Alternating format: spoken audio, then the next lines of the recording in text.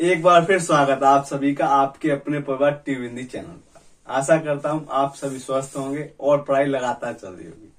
हिंदी की श्रृंखला में हमारा टॉपिक चल रहा था समाज। समाज से संबंधित हम 3 से 4 वीडियो पूरा कर चुके हैं।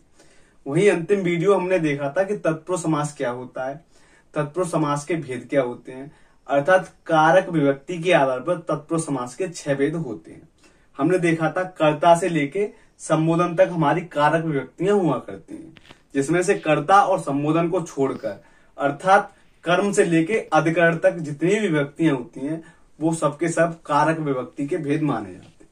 तो आज हम देखेंगे तत्पुरुष समास के अन्य भेद क्या होते हैं, जो हम मूल व्याकरण में पढ़ते चले आते हैं। इसके 4 भेद होते हैं, जिसमें सबसे पहले हम देखेंगे नए तत्पुरुष समास, दूसरा देखते हैं हम लुप्त पद तत्पुरुष समास, तीसरा देखेंगे हम उपपद तत्पुरुष समास और साथ साथ अंतिम होता है आपका अलुक तत्पुरुष समास। बारी बारी से सबका हम अध्ययन करेंगे। यदि जिन्होंने भी हमारे पिछले वीडियो नहीं देखे हैं तो उनका लिंक आपको राइट कॉर्नर में आई बटन पे आपको मिल जाएगा, वहां से आप उन वीडियो को देख सकते हैं। आज का टॉपिक रहेगा तत्पुरुष समास के अन्य भेद। प्रारंभ करते हैं हम तत्पुरुष समास के अन्य भेद।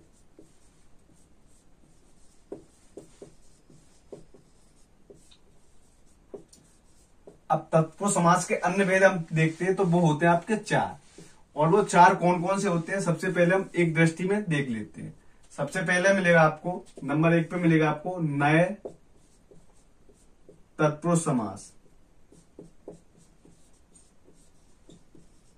नए तत्पुरुष समास। दूसरा मिलेगा आपको लुप्त पद तत्पुरुष समास।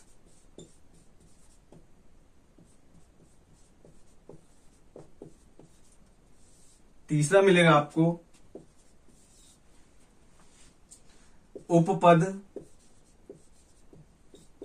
तत्पुरुष समास।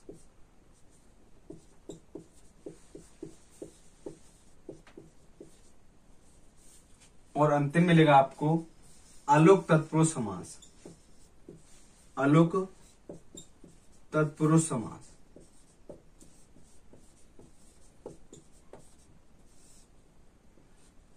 अब हम बारी बारी से सभी का अध्ययन करेंगे। तो सबसे पहले हेडिंग बनाते हैं हम नए तत्पुरुष समास। तो हेडिंग बना सकते हैं हम नए तत्पुरुष समास। अब लिखने से पहले इसको समझ लेते हैं कि नए तत्पुरुष समास होता क्या है। हमने पूरे समास में ये देखा था कि उपसर्गों का प्रयोग कहां पे होता है। सबसे पहले हमने देखा कि अव्ययभाव समास में उपसर्गों का प्रयोग होता है। साथ साथ जब उपसर्ग का अर्थ विशेषण के रूप में आने लगता है तो हमने देखा था कि कर्मधारय समास होता है। साथ साथ स और सह उपसर्ग जब सहात के रूप में आते हैं, सहित के रूप में आते हैं, तो उसका हमने देखा था कि बहुब्रीहि समास बनता है। जैसे हमने देखा था सपत्नी, सपरिवार, सभ्राता, जो भगवान श्री राम के रूप में रूढ़ हो जाते हैं। तो जहां तीसरा ही पद प्रधान होता है वहां पे हमने देखा था कि बहुब्रीहि समास होता है। अब एक अन्य समास देखते हैं जिसको हम देखते हैं तत्पुरुष समास। तत्पुरुष समास के अन्य भेद में नए तत्पुरुष समास में भी हमको उपसर्गों का प्रयोग पढ़ने के लिए मिलता है। अब प्रश्न ये बनता है कि यहाँ पे कौन कौन से उपसर्ग पढ़ने के लिए मिलते हैं। तो यहाँ पे केवल आपको 4 उपसर्ग पढ़ने के लिए मिलते हैं, जिसका अर्थ आपको नहीं के रूप में निकलता है। और वो 4 उपसर्ग कौन कौन से होते हैं, वो पहला होगा आपका अ, दूसरा होगा आपका अन, तीसरा होगा आपका अन। लेकिन इस अन में और इस अन में फर्क है, क्योंकि यहाँ पे न कैसा आपका स्वर रहित हल चिन्ह सहित है, यहाँ पे आपका न स्वर सहित है, और अंतिम आपको उपसर्ग मिलेगा न, अर्थात अ अन अन न। तो इसको अगर संयुक्त रूप से देखा जाए तो हम क्या बोल सकते हैं, एक तरीके से अन्ना। यदि ट्रिकी फॉर्मेट देखा जाए याद करने के लिए कि कौन कौन से उपसर्ग होते हैं, तो अ से आपका हो जाएगा पहले अ, ये आपका हलचिन्ह सहित वाला आधा ना आ जाएगा अन। अब की बार हमने पूरा ना ले लिया और लास्ट में हमारा क्या है ना। तो अब इसकी परिभाषा क्या बनाई जा सकती है कि नए तत्पुरुष समास में आपको अ अन अन ना उपसर्गों का प्रयोग मिलता है, जिसका अर्थ नहीं के रूप में आता है। तो अब हम इसको लिख लेते हैं। तो परिभाषा क्या बन जाएगी, इस समास में अ, अन, अन और न उपसर्गों का प्रयोग होता है। उपसर्गों का प्रयोग होता है।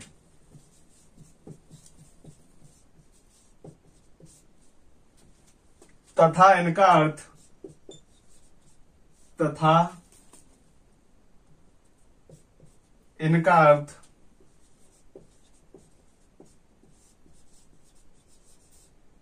नहीं के रूप में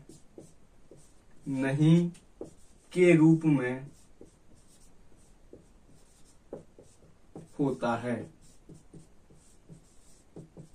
इनका प्रयोग कैसे होगा, नहीं के रूप में होगा।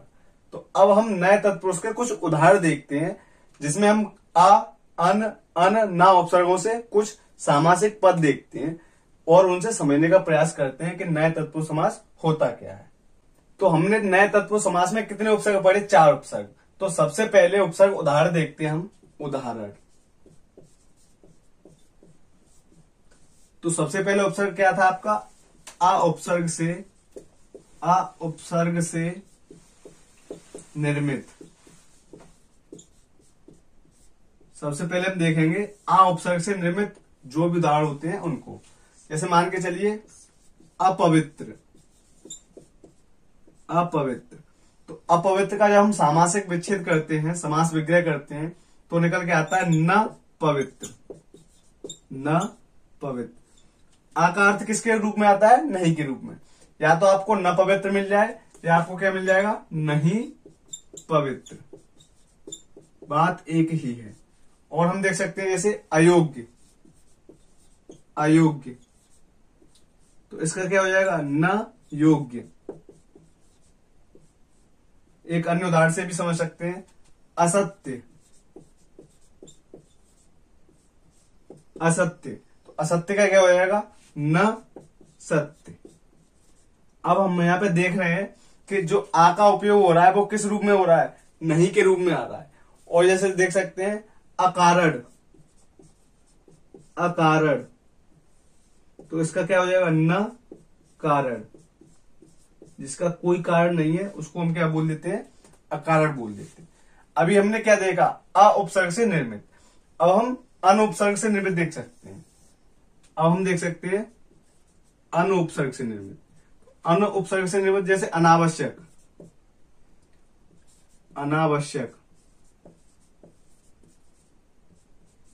अनावश्यक क्या क्या हो जाएगा, आवश्यक नहीं।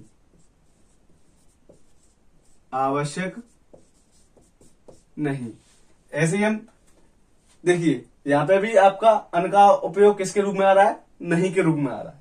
ऐसे हम दूसरा देख सकते हैं जैसे अनाहूत।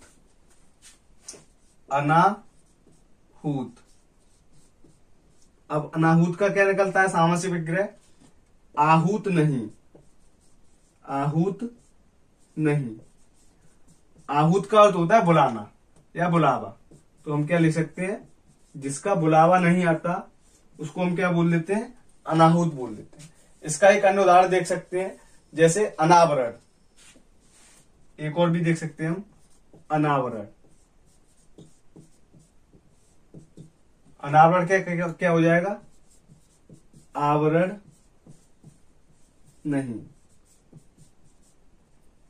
अब तक हमने देखा था कि उपसर्ग से निर्मित शब्द हो गए, अनुपसर्ग से निर्मित शब्द हो गए। अब हम देखते हैं जब आपका न पूरा होता है, स्वर सहित होता है, तो उससे निर्मित शब्द। अब हम तीसरा देखते हैं आपका अनुपसर्ग से, जहां पे आपका न स्वर सहित होता है। तो इसके उदाहरण देखते हैं जैसे हम अनमोल।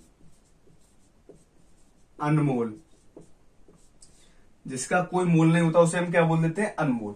समास विग्रह क्या होता है इसका, मोल नहीं। जैसे और देख सकते हैं हम अनपढ़।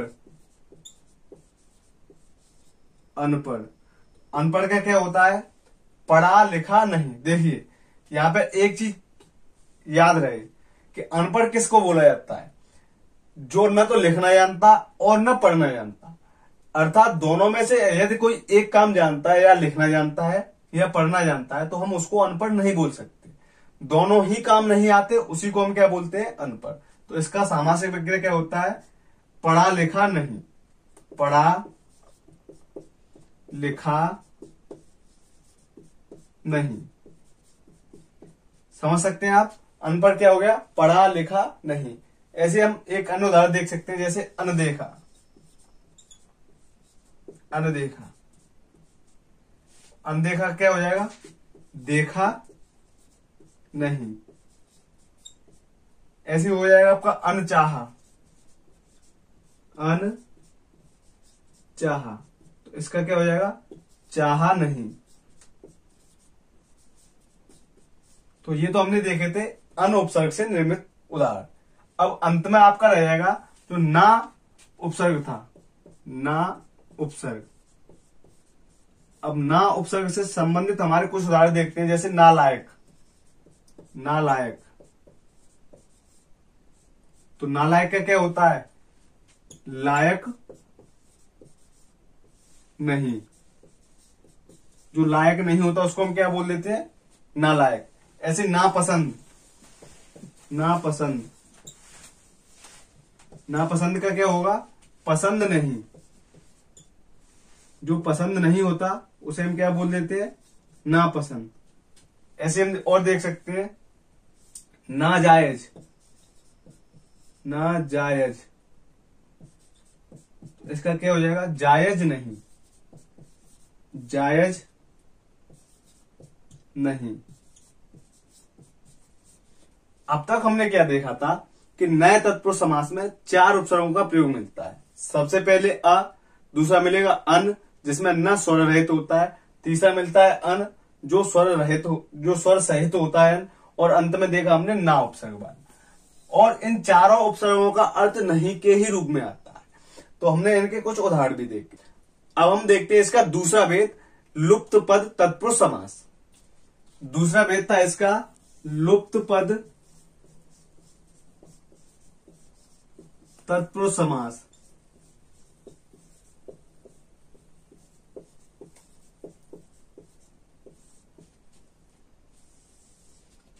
अब लुप्त पद तत्पुरुष समास में क्या होता है?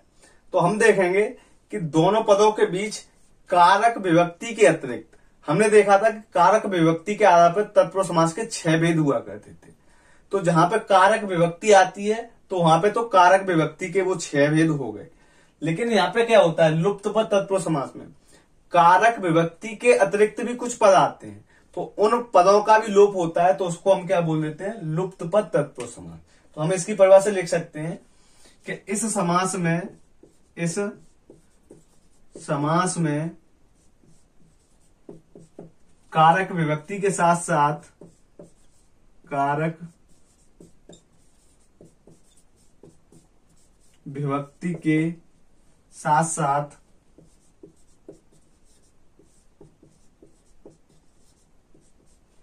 अन्य पदों का भी लोप होता है। अन्य पदों का भी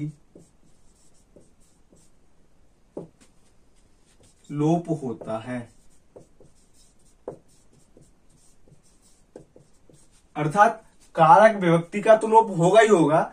जहां पे कारक विभक्ति का लोप होता था वहां पे हमने देखा था कि तत्पुरुष समास के कारक विभक्ति के 6 भेद हुआ करते थे।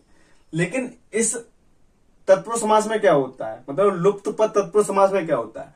कारक विभक्ति का भी लोप होता है, साथ साथ उसके साथ अन्य पद भी आते हैं, उसका भी लोप हो जाता है। इसको हम उदाहरण से समझ सकते हैं, तब समझ में आ जाएगा। उदाहरण क्या होता है इसका? जैसे मान के चलिए पवन चक्की।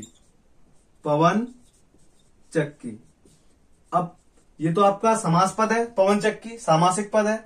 अब इसका समास विग्रह करेंगे तो क्या निकल के आता है? पवन से चलने वाली चक्की। अब हम इसका समास विग्रह करने के बाद अब हम क्या देख रहे हैं? पवन मतलब हवा, वायु, और पहला पद क्या था इसका? पवन, दूसरा पद क्या था? चक्की। तो पहला पद क्या मिल गया, पवन, दूसरा पद क्या मिल गया आपको, चक्की। लेकिन विभक्ति क्या है इसमें, से। विभक्ति कारक क्या है आपका, से। लेकिन से के अतिरिक्त आपको कुछ अन्य पद भी मिल रहे हैं, जैसे चलने वाली। तो अब दोनों पदों का हम जब सामासिक पद देखते हैं तो पवन, चक्की निकल के आता है। लेकिन हमने क्या देखा था, जब हमने विभक्ति कारक के आधार पर देखा था तो वहां पे केवल आपका विभक्ति का ही लोप होता था। यहाँ पे विभक्ति के साथ साथ चलने वाली एक अन्य पद है और एक्स्ट्रा पद है, तो इनका क्या हो जाता है, लोप हो जाता है। इसलिए हम क्या बोल देते हैं, लुप्त पद तत्पुरुष समास। जैसे हम और भी देख सकते हैं, वायुयान, वायुयान, तो इसका समास विग्रह क्या होता है आपका, वायु में उड़ने वाला यान। अब हमारा पहला पद क्या था, वायु, दूसरा पद क्या था, यान। तो पहला पद क्या हो गया हमारा, वायु, दूसरा पद क्या हो गया, यान। तो अब मैं अधिकरण विभक्ति होता था, लेकिन इसके साथ साथ आपको उड़ने वाला क्या मिल रहा है, आपको एक अन्य पद और मिल रहे हैं। तो इनका भी मैं के साथ साथ क्या होता है, लोप होता है। इसलिए क्या हो जाएगा आपका, लुप्त पद तत्पुरुष समास। अन्य उदाहरण भी देख सकते हैं, जैसे रेलगाड़ी। याद करो, मैंने रेलगाड़ी को तो कई बार बता दिया कि रेलगाड़ी, रेल भाड़ा, ये सब के सब अलग अर्थ में आते हैं। तो रेलगाड़ी के क्या हो जाएगा, रेल पर, रेल अर्थात होता है पटरी, रेल पर चलने वाली गाड़ी। रेल पर चलने वाली गाड़ी को क्या बोल देते हैं हम, रेलगाड़ी। अब पर यहाँ पे विभक्ति था, अधिकरण, लेकिन चलने वाली क्या था, ये इसका क्या हो गया, अन्य पद। इसलिए विभक्ति के साथ साथ, कारक विभक्ति के साथ साथ अन्य पदों का भी लोप होता है। तो वहां पे हमारा क्या हो जाता है, लुप्त पद तत्पुरुष समास हो जाता है। इसके हम कुछ अन्य उदाहरण भी देखते हैं, जिससे हम और समझने का प्रयास कर सकते हैं। जैसे आप पढ़ते हो रसगुल्ला,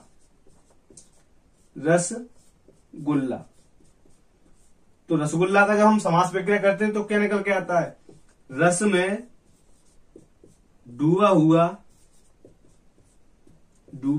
गुल्ला। गुल्ला अर्थात गोला के रूप में आता है। तो अब यहाँ पे मैं के साथ साथ आपको क्या मिल रहा है, डूबा हुआ। जैसे अन्य उदाहरण भी देख सकते हैं हम, जैसे पनडुब्बी। यहां पे मैं बताता हूं, पनडुब्बी, पनडुब्बी का क्या हो जाएगा, पन में चलने वाली डुब्बी। पन होता है आपका पानी, इसका क्या हो जाएगा, पन में चलने वाली डुब्बी। पन बोलते हैं हम पानी को। जैसे एक और उदाहरण देख सकते हैं, पकौड़ी। तो इसका क्या हो जाएगा, पकी हुई बड़ी, पकी हुई बड़ी। तो इसको क्या हो जाता है, पकौड़ी। तो हमने क्या देखा कि कारक विभक्ति के साथ साथ अन्य पदों का भी लोप होता है। तो उसमें क्या होता है आपका, लुप्त पद तत्पुरुष समास होता है। जैसे पवन चक्की, वायुयान, रेलगाड़ी, रसगुल्ला, पनडुब्बी या पकौड़ी, ये सब के सब इसी के उदाहरण हैं। अब हम देखते हैं तत्पुरुष समास के अन्य भेद में तीसरा, और तीसरा क्या था आपका, उपपद तत्पुरुष समास। उपपद तत्पुरुष समास होता क्या है कि यहाँ पे दूसरा पद कोई ना कोई प्रत्यय होता है। अब तक हमने क्या देखा था कि समास में या तो संधि के योग से आपका समास बन सकता है, दूसरा हमने उपसर्गों का भी प्रयोग देख लिया, लेकिन कभी प्रत्यय का प्रयोग नहीं देखा।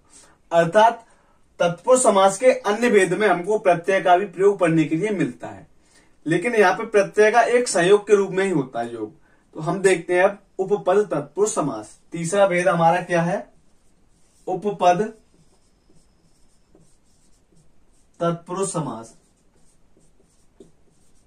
तत्पुरुष समास, उपपद तत्पुरुष समास। इसकी हम परिभाषा लिखें तो क्या बना सकते हैं, इस समास में दूसरा पद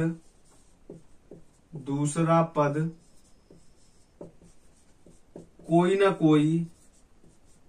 ना कोई प्रत्यय होता है। इसलिए इसको हम क्या बोल लेते हैं, उपपद तत्पुरुष समास। अब हम इसके कुछ उदाहरण देखते हैं, उदाहरण से समझने का प्रयास करेंगे। उदाहरण जैसे मान के चलिए पंकज,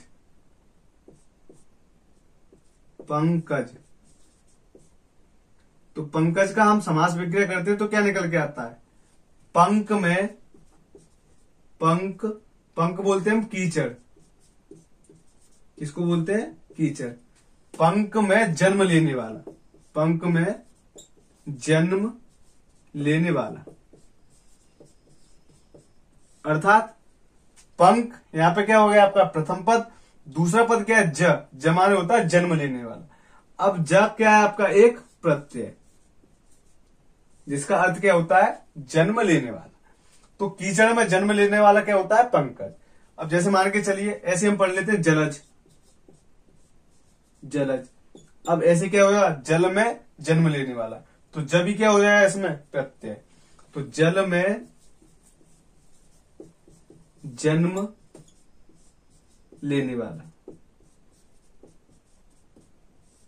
जैसे और भी उदाहरण देख सकते हैं, स्वर्णकार,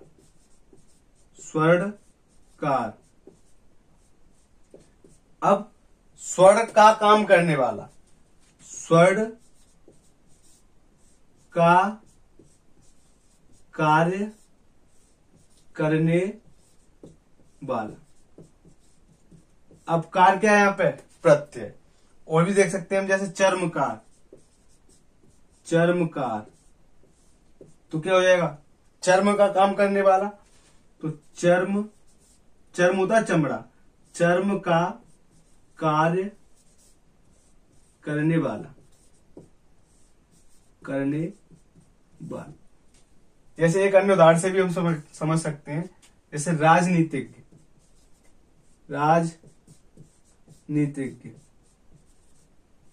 अब राजनीतिज्ञ का हम समास विग्रह करते हैं तो क्या निकल के आता है, राजनीत को जानने वाला,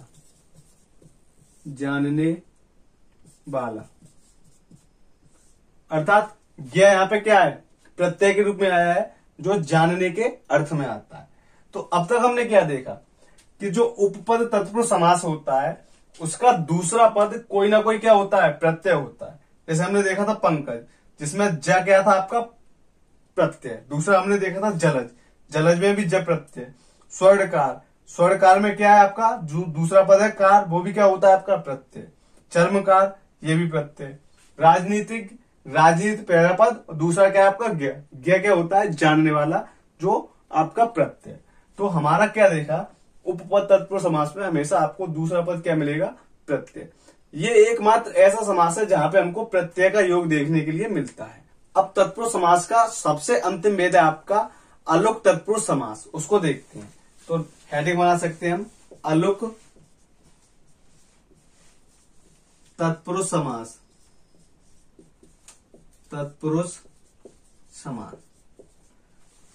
अब अलुक तत्पुरुष समास होता क्या है, कुछ अलग नहीं है, केवल इतना समझना है कि यहाँ पे प्रथम पद के साथ संस्कृत की विभक्ति का प्रयोग होता है। एक तो ये मिल सकता है, दूसरा फैक्ट यहाँ पे क्या होता है कि यहाँ पे जो आपकी कारक विभक्ति आती है वो दूसरे पद के अनुसार आती है। तीसरा यहाँ पे क्या मिल सकता है कि जो भी उदाहरण हो, जैसे मान के चलिए किसी भी तत्पुरुष समास का उदाहरण हो और उसमें जो विभक्ति प्रयोग हुई है और वो विकल्प में आपको नहीं मिल रहा है, तो उसकी जगह पे आपको अलुक तत्पुरुष समास मिल सकता है। अर्थात सभी विभक्तियों के स्थान पे आपको क्या मिलेगा, आपको अलुक तत्पुरुष समास मिल जाएगा। जैसे हम देखते हैं बारी बारी से, तो सबसे पहले देखते हैं अलुक तत्पुरुष समास क्या होता है। इस समास में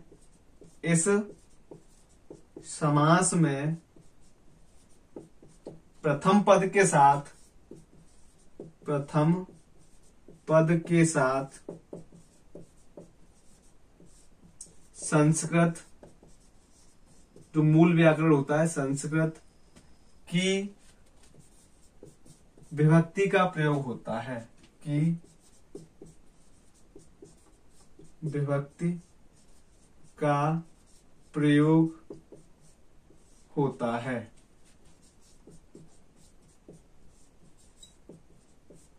जैसे मान के चलिए, जैसे एक एग्जांपल से समझते हैं।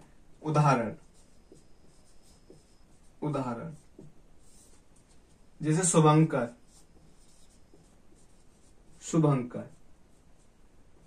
अब इसका क्या होता है? शुभ को करने वाला, शुभ को करने वाला।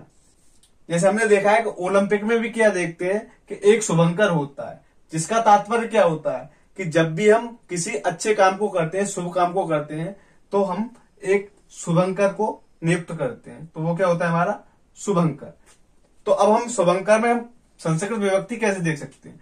जैसे हम क्या बन सकते हैं, इसका देखते हैं शुभम, ये हम बना सकते हैं। तो हम देखते हैं राम का जब हम विभक्ति देखते हैं तो एक वचन में द्वितीय विभक्ति क्या होती है? रामम। उसी प्रकार से शुभम या शुभंकर। तो हम देख रहे हैं ना, ये आपका क्या है? संस्कृति का आपका द्वितीय विभक्ति आती है। जैसे एक अन्य उदाहरण भी देख सकते हैं, जैसे हम धनंजय।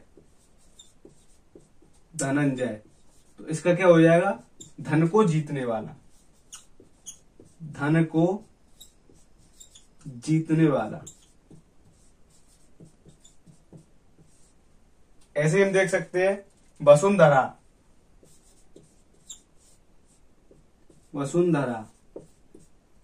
तो इसका क्या हो जाएगा? वसुओं को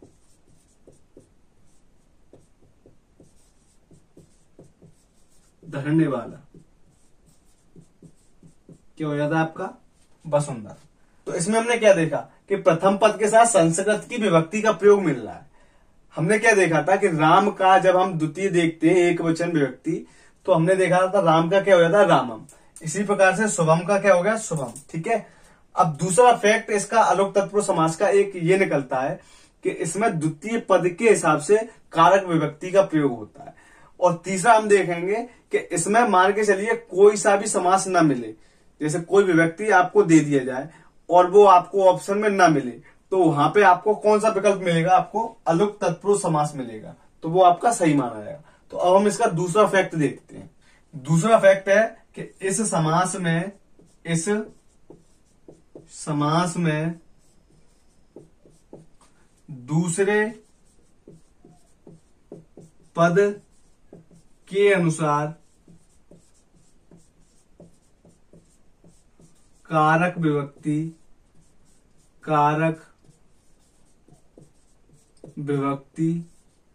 का प्रयोग होता है। जैसे हम देख सकते हैं, उदाहरण के माध्यम से समझने का प्रयास करेंगे। उदाहरण जैसे मान लो चूहेदानी। तो अब यहाँ पे क्या इसका समास विग्रह करते हैं तो क्या निकलता है? चूहे की दानी। अब दानी आपका स्त्रीलिंग में मान के चल रहे हो, तो यहाँ पे आपकी जो विभक्ति आई है वो भी किस हिसाब से आई है? की आई है, का नहीं आया, अर्थात स्त्रीलिंग में ही आया। जैसे इसका अन्य उदाहरण देख सकते हैं, जैसे ऊट पटांग। तो इसका हो जाता है ऊंट पर टांग। अन्य उदाहरण भी देख सकते हैं इसका, जैसे ठेकेदार। तो इसका क्या हो जाएगा? ठेके का दार। अर्थात हमने क्या देखा कि इसमें समास में दूसरे पद के अनुसार कारक विभक्ति का प्रयोग होता है। चूहेदानी, चूहे की दानी। दूसरा हमने देखा ऊट पर टांग, ठेकेदार, ऐसे हो जाएगा ठेके का दार। अब नोट लगा के हम एक चीज और लिख सकते हैं। नोट कि यदि किसी उदाहरण में दिया हुआ समास न हो, दिया हुआ तत्पुरुष समास न हो, तत्पुरुष समास का विकल्प ना हो, ऐसे लिख सकते हैं, का विकल्प ना हो तब उसमें अलुक तत्पुरुष समास, अलुक तत्पुरुष समास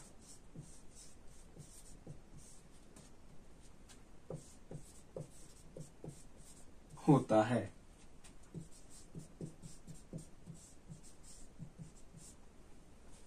तो ये आपका क्या हो गया, अलुक तत्पुरुष समास। आज की वीडियो हमने क्या देखा था कि हमने देखा था तत्पुरुष समास के अन्य भेद। अन्य भेद से मतलब इसके मूल व्याकरण में 4 भेद माने जाते हैं।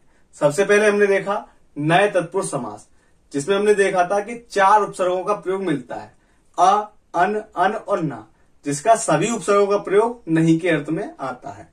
दूसरा समास हमने देखा था लुप्त पद तत्पुरुष समास। लुप्त पद तत्पुरुष समास क्या होता है कि इसमें कारक विभक्ति के साथ साथ कोई अन्य पद का भी लोप होता है, तो वहां पे क्या हो जाता है, लुप्त पद तत्पुरुष समास। जैसे हम देखते हैं दही बड़ा, तो दही में डूबा हुआ बड़ा, अब मैं क्या होता है इसमें विभक्ति अधिकरण, लेकिन डूबा हुआ क्या हुआ इसमें एक अन्य पद, तो दोनों पदों के बीच कारक विभक्ति के साथ साथ अन्य पदों का भी क्या हो जाता है, लोप, तो वहां पे क्या होता है आपका हो जाता है लुप्त पद तत्पुरुष समास। इसी का हमने तीसरा भेद देखा था उपपद तत्पुरुष समास। उपपद तत्पुरुष समास में क्या होता है कि इसमें जो द्वितीय पद होता है कोई ना कोई क्या होता है, प्रत्यय होता है। साथ साथ हमने अंतिम भेद देखा था आपका अलुक तत्पुरुष समास। तो अलुक तत्पुरुष समास में क्या होता है, एक तो फैक्ट इसका ये याद रखना कि इसका प्रथम पद संस्कृति विभक्ति होता है। दूसरा हम एक फैक्ट क्या रख सकते हैं कि इसमें जो कारक विभक्ति का प्रयोग होता है वो आपका द्वितीय पद के हिसाब से होता है। साथ साथ तीसरा हम क्या याद रख सकते हैं कि अगर आपको कोई भी उदाहरण मिले, जैसे किसी भी विभक्ति का उदाहरण मिल जाए और ऑप्शन में आपको वो न मिले, तो आपको उसकी जगह पे आपको क्या मिलेगा, अलुक तत्पुरुष समास मिल जाएगा। तो अब तक हमने समास का पूरी तरीके से अध्ययन कर लिया, लेकिन यदि सभी समासों को एक दृष्टि में देखा जाए तो सारांश क्या निकल के आता है। जैसे मान के चलिए हमने क्या देखा, सबसे पहले देखा था अव्ययीभाव समास, अव्ययी भाव समास। अव्ययीभाव समास में हमने क्या देखा था, सबसे पहले देखा था इसमें या तो इसका प्रथम पद क्या होगा, अव्यय। अब हम देख चुके हैं कि अव्यय क्या होता है, तो वो आप पहले वाली वीडियो में देख सकते हो। या पहला पद क्या होगा, उपसर्ग, उपसर्ग, और इसके बाद किसका योग मिलेगा आपको, संज्ञा का योग मिलेगा। तो जब आपका प्रथम पद अव्यय या उपसर्ग हो और उसके बाद संज्ञा का योग मिलता है तो आपका क्या होता है, अव्ययीभाव समास होता है। साथ साथ यहां पे और क्या मिलेगा, और मिलेगा आपको अव्यय, अव्यय अव्यय की पुनरावृत्ति मिल जाएगी, या फिर क्या मिल जाएगा, संज्ञा संज्ञा की पुनरावृत्ति मिल जाएगी। संज्ञा संज्ञा की क्या मिलेगी आपको, पुनरावृत्ति मिल जाएगी, संज्ञा की पुनरावृत्ति। तो ये अव्यय उपसर्ग उसके बाद आपको संज्ञा मिले, या अव्यय अव्यय की पुनरावृत्ति मिल जाए, या संज्ञा संज्ञा की पुनरावृत्ति मिल जाती है, तो वहां पे आपका कौन सा समास होता है, अव्ययीभाव समास होता है। इसके बाद हमने देखा था दूसरा कर्मधारय समास, कर्मधारय समास। अब कर्मधारय समास में हमने क्या देखा था कि इसमें प्रथम पद क्या होगा, आपका विशेषण होता है, लेकिन विशेषण भी कैसा होता है आपका, असंख्यावाची, असंख्यावाची विशेषण होगा, और उसके बाद आपको मिलेगा संज्ञा। लेकिन जब विशेषण विशेषण की पुनरावृत्ति हो जाती है तब आपका क्या होता है, कर्मधारय समास होता है। तो यहां पे लिख देता हूं मैं, विशेषण और विशेषण की पुनरावृत्ति मिले, विशेषण की पुनरावृत्ति। साथ साथ और एक चीज आपको क्या देखने के लिए मिलेगी कि यहाँ पे उपसर्गों का प्रयोग यदि विशेषण के रूप में होता है तो आपको कर्मधारय समास मिलने के लिए होता है। हम एक और चीज लिख सकते हैं कि उपसर्गों का प्रयोग विशेषण के रूप में, विशेषण के रूप में। हमने ये भी देख लिया। तीसरा भेद आपका था द्विग समास। द्विग समास, और द्विग समास में हमने क्या देखा था? द्विग समास में देखा था यहां पे असंख्यावाची विशेषण आ रहा है, द्विग समास में संख्यावाची विशेषण आता है। तो संख्यावाची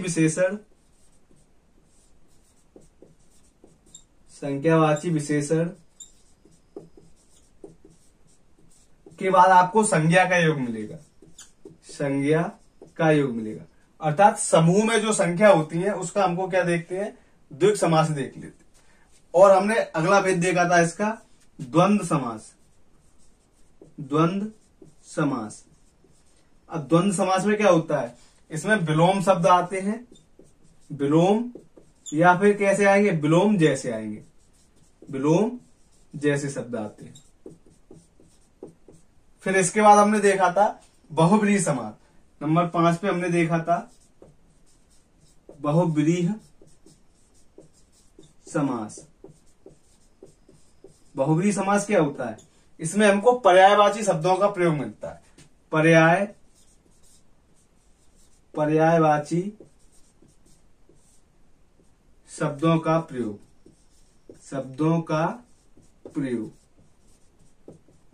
और अधिक से अधिक आपको क्या मिलेंगे? इसमें भगवान के नाम मिलेंगे। तो इसमें क्या मिलेगा? भगवानों के, देवी देवताओं, भगवानों के नाम, या तो देवी या देवताओं के क्या मिल जाएंगे? आपको नाम मिल जाएंगे। साथ साथ सबसे अंत में हमने देखा तत्पुरुष समास। तत्पुरुष समास में हमने क्या क्या देख लिया? हमने तत्पुरुष समास में देख लिया कि इसमें कारक विभक्ति का क्या होता है? कारक विभक्ति का प्रयोग होता है। साथ साथ और हमने क्या देख लिया? इसमें उपसर्गों का भी प्रयोग होता है। उपसर्गों का जैसे हमने देख लिया था नए तत्पुरुष समास में। साथ साथ हमने देखा था कि इसमें प्रत्यय का भी प्रयोग होता है, प्रत्यय का भी देख लिया था। और हमने देखा था इसमें अन्य पदों का भी लोप होता है, अन्य पदों का लोप होता है। तो ये इस प्रकार से पूरा का पूरा हमने अव्ययीभाव समास से लेके तत्पुरुष समास को कुछ विशेष फैक्ट के रूप में समाप्त करने का प्रयास किया है। जैसे अव्ययीभाव समास क्या होता था? इसका प्रथम पद अव्यय मिलेगा या उपसर्ग मिलेगा, उसका दूसरा पद क्या होता था? संज्ञा। कभी कभी इसका उल्टा भी होता है कि संज्ञा पहले मिल जाए और अव्यय या उपसर्ग बाद में मिले, तो वो अव्ययीभाव समास के भेदों में हमने देख लिया था। या इसमें क्या क्या होगा? अव्यय अव्यय की पुनरावृत्ति होगी या संज्ञा संज्ञा की पुनरावृत्ति होगी। दूसरा भेद था हमारा कर्मधारय समास। कर्मधारय समास में हमने क्या देखा कि असंख्यावाची विशेषण होगा, उसके बाद संज्ञा का योग होगा। साथ साथ जब विशेषण और विशेषण की पुनरावृत्ति होती है तो हम क्या देखते हैं? कर्मधारय समास। ज्यादातर किताबों में क्या मिल जाता है कि जहां पुनरावृत्ति होती है वहां पे क्या होता है? आपका अव्ययीभाव समास। लेकिन ये गलत है, हमेशा नहीं होता। जब विशेषण और विशेषण की पुनरावृत्ति होती है तो हमारा क्या होता है? कर्मधारय समास। तीसरा हमने देखा कि उपसर्गों का प्रयोग आपका कर्मधारय समास में भी होता है। जब उपसर्गों का प्रयोग विशेषण के रूप में होता है तो आपका क्या होता है? कर्मधारय समास होता है। साथ साथ द्विग समास में हमने क्या देखा कि संख्यावाची विशेषण होगा, उसके बाद क्या आ गया? आपका संज्ञा आएगा। द्वंद्व समास में हमने क्या देखा? विलोम या विलोम जैसे शब्द आते हैं। साथ साथ बहुव्रीहि समास में हमने क्या देखा? पर्यायवाची शब्दों का प्रयोग होता है, इसमें देवी देवताओं के नाम आते हैं। एक चीज हम और देख सकते हैं इसमें, वो होता है आपका स और सह उपसर्ग का प्रयोग। स और सह उपसर्ग का प्रयोग, ये भी आपका कहां पे मिलेगा? ये आपका मिलेगा बहुव्रीहि समास में। अंत में देखा हमने तत्पुरुष समास। इसमें क्या होता है? कारक विभक्ति छिपी हुई होती है। दूसरा, उपसर्गों का भी प्रयोग होता है, प्रत्यय का भी प्रयोग होता है और अन्य पदों का भी लोप होता है। इस प्रकार से हमने पूरे के पूरे समास को कंप्लीट किया है। आशा करता हूं आपको ये वीडियो पसंद आया होगा। यदि वीडियो पसंद आया है तो वीडियो को लाइक करें और शेयर कर दें, जिससे कि आपके अन्य दोस्तों को भी इसका लाभ मिल जाए। और यदि चैनल पे नए हैं तो चैनल को सब्सक्राइब करें, साथ साथ बेल आइकन को जरूर प्रेस कर दें, जिससे कि आपको आने वाले वीडियो समय से मिलते रहते हैं। अब हम देखते हैं अगला टॉपिक एक नई वीडियो में। तब तक के लिए आप अपना ख्याल रखें, स्वस्थ रहें, मस्त रहें। Thank you.